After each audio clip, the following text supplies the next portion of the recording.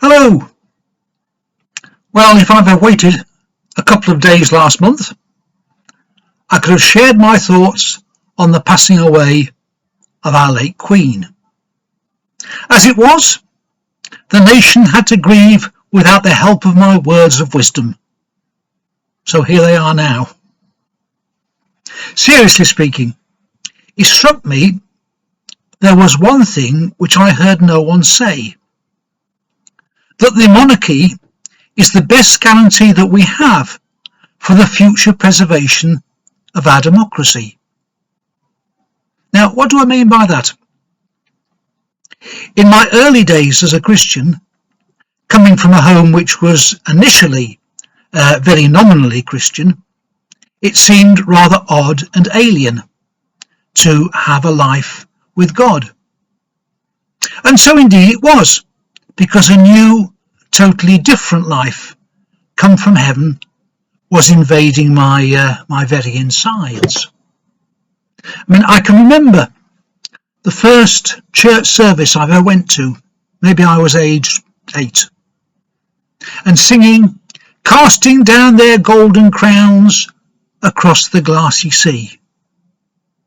What the dickens was that all about?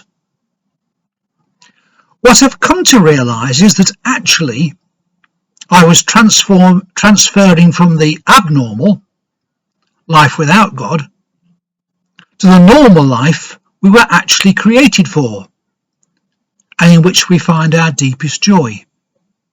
Life in fellowship with God, given us through what Jesus has done for us. However hard you try, you can't eliminate the human heart's desire to know God. It's part of our design. We are all looking for a relationship with our Heavenly Father. The trouble is, we don't always realise that that's what we're actually looking for. So, in classic Old Testament style, we create idols as a self-manufactured substitute for the real thing. It's no coincidence that we talk about pop idols or fashion icons. Anyone with a talent in something, sport or acting say, can have idolhood thrust upon them. The people you really need to look out for are the ones who volunteer to be substitutes for God. Isn't it strange when you think about it, how, say, Joseph Stalin or Mao Zedong, avowed atheists both, turn themselves into gods, accepting their subjects' worship, and directing a carefully woven web of propaganda to fool the credulous, which is most of the population, if you say it often enough. Putin is nothing new. He's the classic example of this kind. Many presidents end up as kings anyway. Presidencies usually begin on the American model. 2 4-year terms, and that's it. But aside from the fact that many presidential elections are subject to being rigged, constitutions get adjusted to allow the sitting president to carry on indefinitely.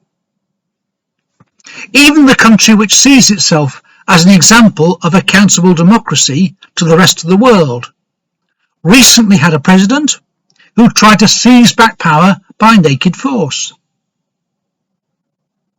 The one attempt we had in this country to do without monarchy was short-lived and resembled rule by the Taliban.